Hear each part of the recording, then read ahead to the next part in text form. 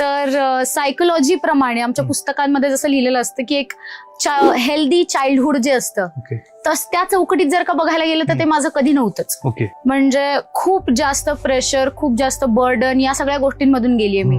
लोकांचं बालपण असं की लोक खूप खेळतात, लहान मुलांना खेळतात तेव्हाच त्यांचं व्यक्तिमत्व बिल्डअप होतं.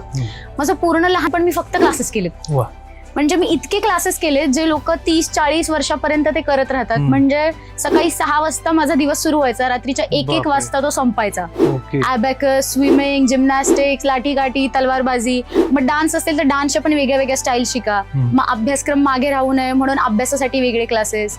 मग पुढे आई बाबांना हवं होतं की मी एक डॉक्टर व्हावं म्हणून त्याच्यासाठी ॲबॅकस तेव्हा खूप ट्रेंडमध्ये होता. मग ॲबॅकस, मग दिवसभरात इतके क्लासेस. मग ना मी कधी खेळले आयुष्यात.